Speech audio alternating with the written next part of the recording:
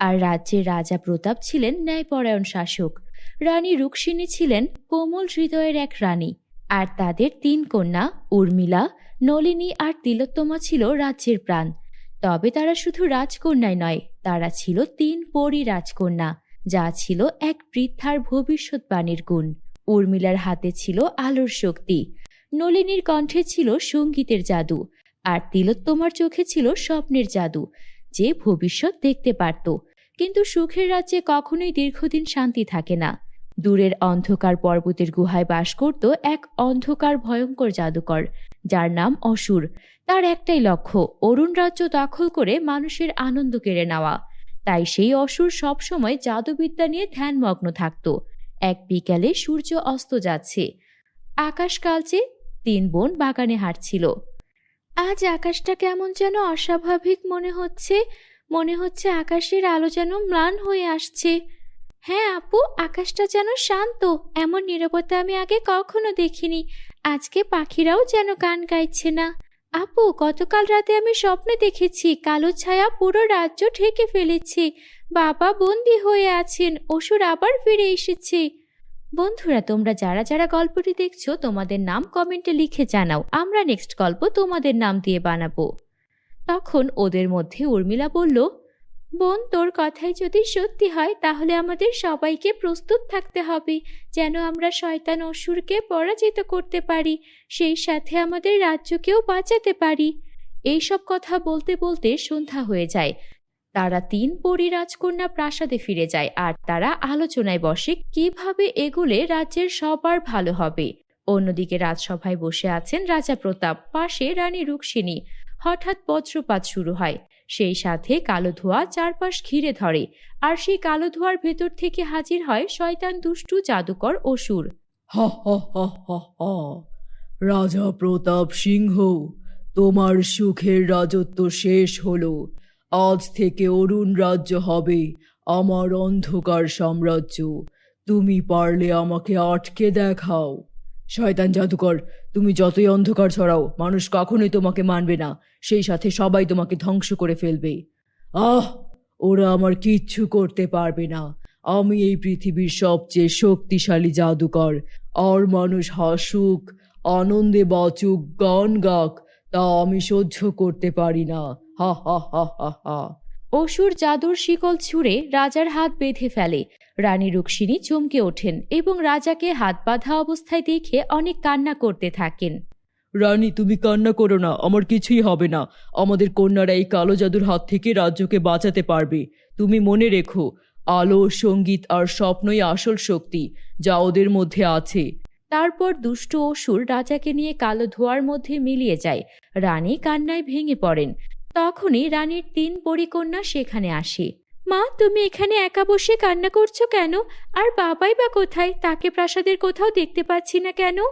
বড় মেয়ের কথা শুনে রানী কান্না করতে করতে সব ঘটনা বলতে থাকে, সেই সাথে অসুরের শক্তির কথাও বলে। মা, তুমি কান্না করো না, আমরা থাকতে বাবার কোনো ক্ষতি হবে না, সেই সাথে রাজ্যের ক্ষতিও করতে দেব না। মেয়ের কথা শুনে রানী কিছুটা স্বস্তি পান, তাই মেয়েদের সব কৌশল বলে দেন এবং তাদের বিশেষ ক্ষমতা কাজে লাগানোর কথাও বলেন।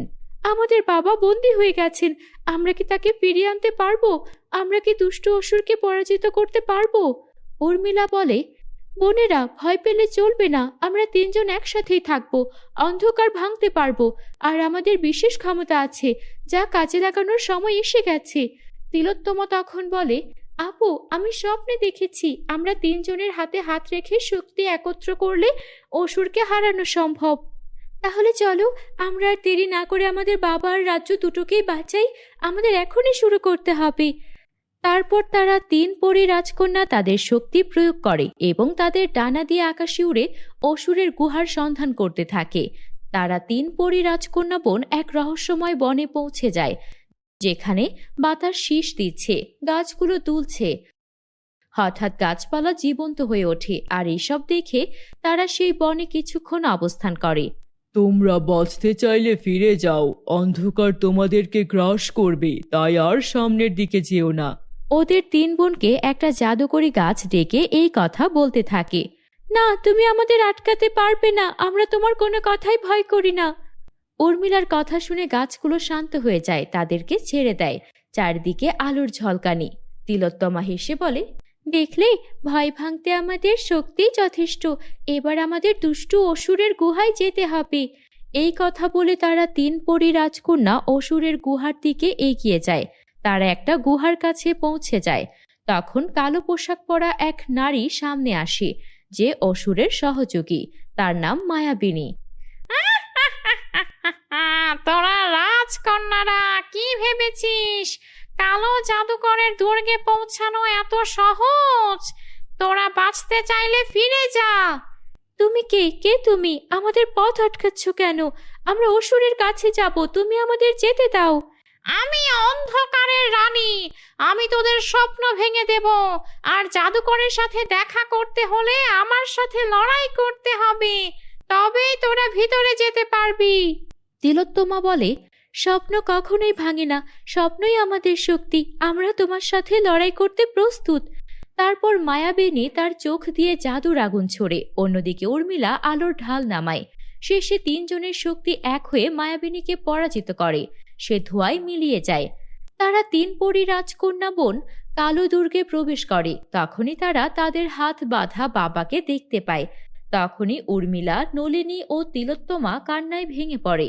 অবশেষে তোমরা এলে। ভেবেছো আমাকে হারাতে পারবে? হা হা হা হা হা। কিন্তু আমি তোমাদের শেষ করে ফেলবো। সেই সাথে তোমাদের সব শক্তি আমার করে নেব। তুমি ভুল কথা বলছো। অন্ধকার কখনোই আলোকে হারাতে পারে না, তাই তুমি আমাদেরকে পরাজিত করতে পারবে না। উর্মিলার কথা শুনে অসুর বিশাল এক আগুনের গোলা ছোড়ে, যেন ভয়ে দুর্গ কেঁপে ওঠে। অন্যদিকে 3 পরিকন্যা একসাথে দাঁড়ায় এবং তাদের 3 শক্তি এক হয়ে বিশাল এক আলোর ছটা তৈরি করে।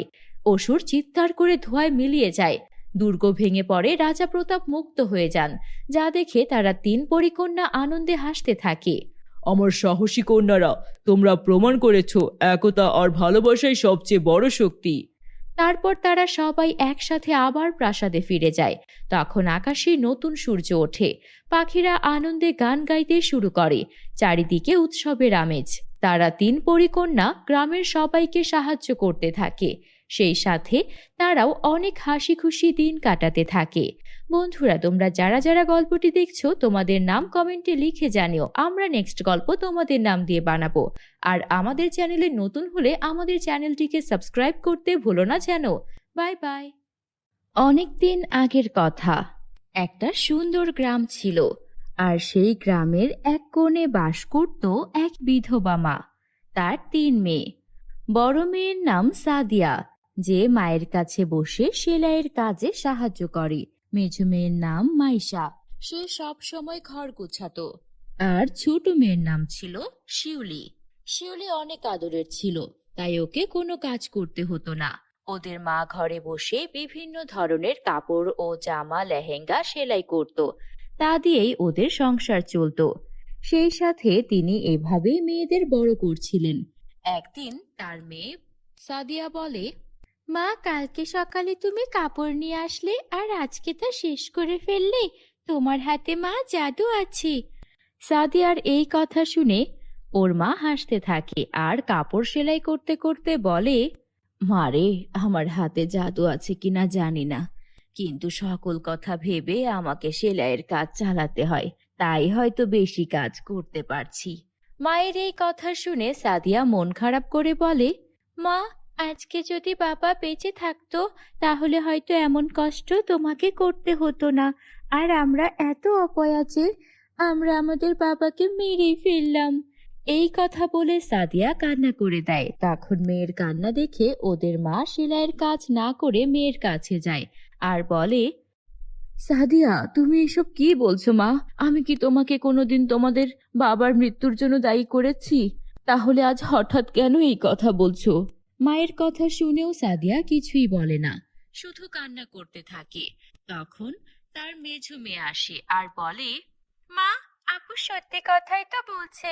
কাকিমা আমাদের 3 বোনকে অপয়া বলে বলে আমরা নাকি আমাদের বাবাকে মেরে ফেলেছি। মেয়েদের কথা শুনে ওদের মা অনেক কষ্ট পায় আর বলে, আল্লাহ তাআলা দুনিয়ার ভালো মন্দ সবকিছু নিজে সৃষ্টি করেছেন, আর তাই আমাদের সবকিছু দেখে শুনেই চলতে হবে। অনেকেই কটু কথা বলবে, এসব শুনে কষ্ট পাওয়া যাবে না। বন্ধুরা, তোমরা যারা যারা গল্পটি দেখছো তোমাদের নাম কমেন্টে লিখে জানাও, আমরা নেক্সট গল্প তোমাদের নাম দিয়ে বানাবো। ওরা ওদের মায়ের কথা শুনে বুঝতে পারে যে কেউ যদি ওদেরকে কটু কথা বলে তাহলে ওটা ওদেরকে মনে কষ্ট হিসেবে নেওয়া প্রয়োজন হবে না। ওরা যেন এইসব কথা না শুনে ওদের কাজ মন দিয়ে করে। একদিন সাদিয়া, মাইশা আর শিউলি রাস্তা দিয়ে হাঁটছিল। সেই পথ দিয়ে একজন মহিলা অনেকগুলো শপিং ব্যাগ নিয়ে যাচ্ছিল। সেই মহিলা একা একা এতগুলো ব্যাগ নিয়ে যেতে পারছিল না। উফ, এত শপিং করতে হয়, তাও আবার এত দূরে এসে, আর এগুলো সেলাই করতে গিয়ে ঝামেলায় পড়তে হয়, আর হেঁটে যেতে ভালো লাগছে না। কাকিমা, আপনি যদি অনুমতি দেন আপনাকে একটা কথা বলি। আপনি যদি আমাদের কথা বিশ্বাস করেন তাহলে আমাদের মায়ের কাছে যান। আমাদের মা অনেক ভালো সেলাই করতে পারেন। আরে সত্যি নাকি? তোমাদের মা যদি আমার কাপড়টা খুব ভালো করে সেলাই করে দেয় তাহলে তো আমাকে কষ্ট করে বাজারে যেতে হবে না। আমার আসলে অনেক রকমের ডিজাইনের কাপড় সেলাই করতে হয়, এগুলোর একটা ব্যবসা আছে আমার। ঠিক আছে, চলো। তারপর ওরা ওদের মায়ের কাছে তাকে নিয়ে যায়। সেই মহিলা অনেকগুলো ডিজাইন ওদের মাকে বলে দেয় আর কিছু টাকা অ্যাডভান্স করে দেয়। আপা, আপনাকে যেমন বলেছি আপনি ঠিক তেমন করে ডিজাইন করবেন, আমি সময় মতো এসে নিয়ে যাব। মহিলার কথা শুনে ওদের মা বলে, আপনি কোনো চিন্তা করবেন না, আর আমি আপনার কাপড় সেলাই সুন্দর করে করে দেব, আপনি নিশ্চিন্ত মনে বাড়ি চলে যান। তারপর ওদের মা খুব সুন্দর সুন্দর ডিজাইন করতে থাকে। তিন মেয়ে মায়ের ডিজাইন করা কাপড়গুলো মুগ্ধ হয়ে দেখছিল। তখন ওদের মা বলে, সাদিয়া, ভালো করে শিখে রাখো, আমার কিছু হয়ে গেলে তোমার দুই বোনকে তোমারই দেখাশোনা করতে হবে। ওরা ভাবে ওদের মা হয়তো মজা করছে, কিন্তু ওরা দেখে কিছুদিন পর ওদের অজান্তেই ওদের মায়ের শরীরে মরণব্যাধি ক্যান্সার বাসা বাঁধতে শুরু করেছে। ওদের মা অনেক অসুস্থ হয়ে যায়, আর কিছুদিনের মধ্যেই ওদের মা মারা যায়। মায়ের মৃত্যুর পর পুরো সংসারের দায়িত্ব এসে পড়ে বড় বোন সাদিয়ার ওপর। তোমরা কোনো চিন্তা করো না, আমি তোমাদের কোনো কষ্ট পেতে দেব না। মায়ের ইচ্ছা ছিল আমি যেন তোমাদেরকে দেখে রাখি, আমি তোমাদেরকে দেখিয়ে রাখবো, অনেক আদর যত্ন করে রাখবো। মায়ের অভাব কখনোই আমি তোমাদের অনুভব করতে দেব না। এদিকে সেই মহিলা নিয়মিত ওদের থেকে কাপড় সেলাই করে নিত। সে যখন আসে আর জানতে পারে ওদের মা মারা গেছে তখন তিনি খুবই ব্যথিত হন। দেখো, আমি তোমাদের কষ্ট বুঝতে পারছি, কিন্তু তোমাদের মা তো আমার থেকে অনেক টাকা অ্যাডভান্সও নিয়েছিল। এখন তোমরা যদি সেই কাপড় আমাকে সময় মতো ডেলিভারি নাই দিতে পারো, আর দিবে বা কিভাবে? তোমাদের মা তো মারাই গেছেন, আমার টাকাগুলো আমাকে ফেরত দাও। তখন সাদিয়া বলে, আপনি চিন্তা করবেন না, টাকা আপনার ফেরত নিতে হবে না। আমি আমার মায়ের মতো করে সুন্দর ডিজাইন করেই আপনাকে কাপড়গুলো সেলাই করে দেব। আপনি কয়েকদিনের মধ্যেই চলে আসুন, আগামী শুক্রবারই চলে আসুন না। শুক্রবার দিন আসার আগেই সাদিয়া ওর দুই বোনের সাহায্যে ওর মায়ের মতো খুব সুন্দর ডিজাইনের অনেক সুন্দর সুন্দর ড্রেস তৈরি করে রাখে। সেই মহিলা ড্রেসগুলো দেখে অনেক পছন্দ করে আর কিছু টাকা বেশিও ওকে দিয়ে যায়। এরপর থেকে সেলাইয়ের কাজ করে সাদিয়া ওর দুই বোন মাইশা ও শিউলিকে বড় করতে থাকে। এদিকে সাদিয়ার এই সব সুখ দেখে গ্রামের প্রতিবেশী এক মহিলার খুবই হিংসা হতে থাকে। তাই সে রাতের বেলা গোপনে ওদের ঘরে আগুন লাগিয়ে দেয়। ওরা কোনো রকমে প্রাণ বাঁচিয়ে বাইরে বের হলেও ওদের অর্ডারের সব কাপড় চোপড় সবকিছু পুড়ে গিয়েছিল। আমি বুঝতে পেরেছি এটা আমাদের প্রতিবেশী ওই কুচক্রী কাকিমার কাজ। তিনি আমাদেরকে হিংসা করে আমাদের বাড়িতে আগুন লাগিয়ে দিয়েছেন। এখন কেমন হবে? আমরা যে অ্যাডভান্সের টাকা নিয়ে রেখেছি অনেক কাজের, সাথে এই কাপড়ের দামগুলোই বা আমরা কিভাবে পরিশোধ করব? ওরা সারা দিন কান্না করতে থাকে, কারণ ওদের আর কোনো উপায় ছিল না বেঁচে থাকার। এত টাকা ওরা কোনোভাবেই জরিমানা দিতে পারবে না। তখন হঠাৎ করে রাতের বেলা ওদের ঘর আলো করে দুইটা পরী প্রকট হয়। একটা ছিল সোনার পরী, আরেকটা রূপার পরী। তখন পরীদেরকে দেখে ওরা তিন বোন অবাক হয়ে যায়। ওই দুষ্টু মহিলাই তোমাদেরকে এই অবস্থা করেছে, আমি দেখেছিলাম কিন্তু সাহায্য করতে পারিনি, একটা কাজে ব্যস্ত ছিলাম। আমি তোমাদের সাহায্য করতে চাই, বলো তোমাদের কিভাবে সাহায্য করতে পারি? আমাদেরকে আগামীকালকের মধ্যে 7টা লেহেঙ্গা ডেলিভারি দিতে হবে। আমরা 7টা লেহেঙ্গা তো তৈরি করে নিতে পারবো আমাদের সেলাই মেশিনে, কিন্তু আমাদের কাছে এত টাকা নেই যে আমরা নতুন করে কাপড় কিনে আনতে পারবো। তারপর পরী তখন তার জাদুর কাঠি ঘোরায়, আর সঙ্গে সঙ্গে সেখানে 7টা লেহেঙ্গা প্রকট হয়ে যায়, যেগুলো খুবই সুন্দর ছিল। তারপর সেখানে সাদিয়া নিজের মতো করে ডিজাইন করে দেয়, যাতে সেগুলো আরো সুন্দর লাগছিল। এগুলো তোমরা বিক্রি করলেই তোমাদের সমস্যার সমাধান হয়ে যাবে। এই নাও, আমি তোমাদের একটা জাদুর লেহেঙ্গা উপহার দিচ্ছি। এই লেহেঙ্গাটার কাছে তোমরা তোমাদের মনের যা প্রয়োজন তাই চাইতে পারবে। এটা তোমরা তোমাদের কাছে রাখো। এটা দিয়ে আমরা কি করব? তোমাদের যদি সেলাইয়ের জন্য কোনো কাপড়ের দরকার হয় বা কোনো কিছুর দরকার হয়, এই লেহেঙ্গার কাছে চেয়ে নিতে পারবে।